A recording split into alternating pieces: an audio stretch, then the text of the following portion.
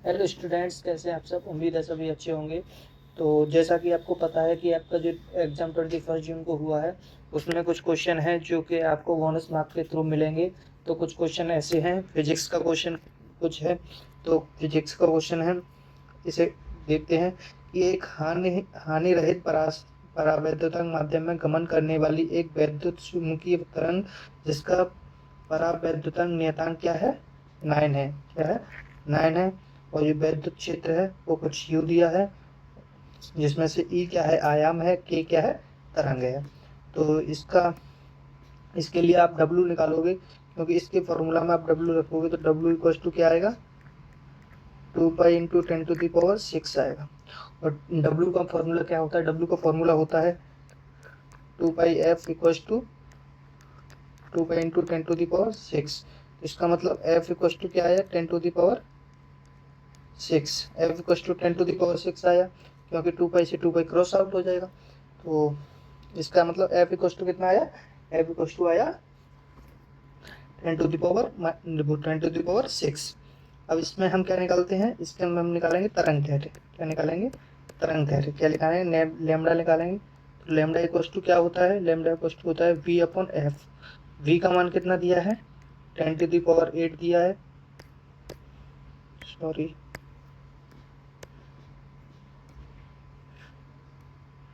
क्या है, lambda equal to V upon F. V का मान कितना दिया है, 10⁸ दिया है। एफ का मान कितना है, 10⁶। इसे क्रॉस आउट करोगे तो कितना आएगा, 100 आएगा। तो लेमडा इक्वल टू क्या आ गया, 100 आ गया। ठीक है। अब अगर मैं आपसे पूछूं कि ई इक्वल टू क्या होता है, ई इक्वल टू क्या होता है, बी सी होता है। तो बी इक्वल टू क्या लिखोगे, ई अपॉन सी लिखोगे। तो इसमें आप फॉर्मूले में दे सकते हो कि फर्स्ट ऑप्शन क्या है, तरंग दैर्ध्य की चाल क्या है, तरंग दैर्ध्य की चाल क्या है, 10⁸, जो कि आपका सही है। ठीक है, आगे बढ़ते हैं। माध्यम की तरंग दैर्ध्य क्या है, 300 है, जो कि गलत है। माध्यम की तरंग दैर्ध्य कितना आया था, लेमडा कितना आया था, 100 आया था। क्या आया था, 100 आया था। और ये है, इसमें जो है B by B not upon V है।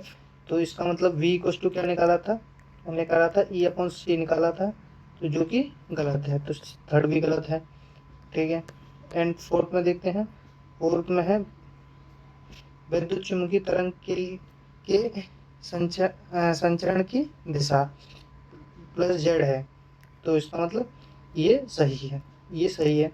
तो इसमें दो ऑप्शन है जो गलत है, second and third. Second and third दोनों गलत हैं, तो इसका मतलब क्या है, आपको बोनस मार्क मिलेगा, बोनस मार्क मिलेगा।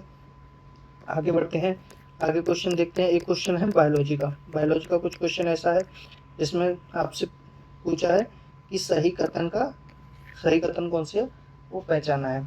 तो सही कथन देखते हैं।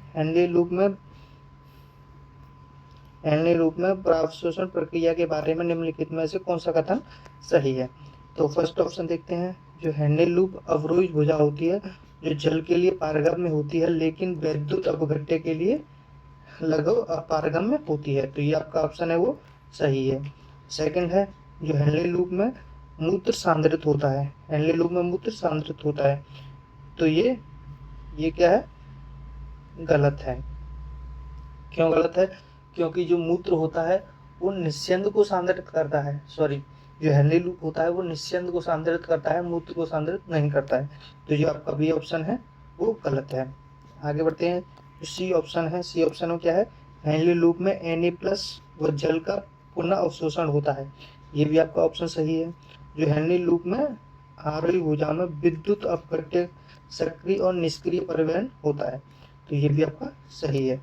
तो इसके अकॉर्डिंग आपका जो क्या है, ए सी एंड, इसके अकॉर्डिंग कौन कौन सा सही है, ए सही है एंड सी सही है एंड डी सही है। इसमें ऑप्शन देखते हैं।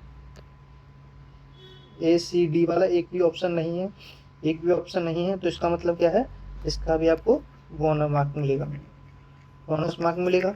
तो बोनस मार्क में आपको मैं पहले इसका एक्सप्लेनेशन दे दूं। एक्सप्लेनेशन कैसे है कि फर्स्ट है, आरोही भुजा में जल के लिए पारगम्य होता है, ये एक तो ऑप्शन सही है कि जो आरओ भुजा होती है, वो विद्युत अपघट्य के लिए लगभग अपारगम्य होती है और जल के लिए पारगम्य होती है। तो आपको दिख रहा होगा इसमें इलेक्ट्रोलाइट्स के लिए लगभग अपारगम्य होती है। एंड सेकंड ऑप्शन में क्या है, हेनले लूप मूत्र सांद्रित करता है, क्योंकि ये लिखा है जो हेनले लूप होता है, किधर है ये रहा, जो हेनले लूप होता है वो निस्यंद के लिए सांद्रता में सहायता करता है। तो ये आपको समझ में आ गया होगा सेकंड ऑप्शन क्यों गलत है। थर्ड ऑप्शन है हेनली लूप में Na+ और जल पुनः अवशोषित होता है। जो हेनली लूप होता है उसमें Na+ और जल पुनः अवशोषित होता है, सी ऑप्शन।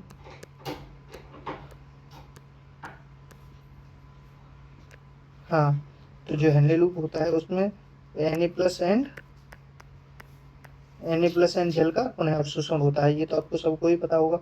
इसमें जो लिखा है वो ये रहा, हेनली लूप में Na+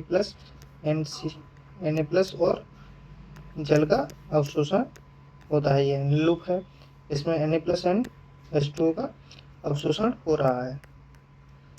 अब थर्ड ऑप्शन डी वाला ऑप्शन है हेनली लूप में आरोही भुजाम विद्युत अपघट्य सक्रिय और निष्क्रिय परिवहन करते हैं।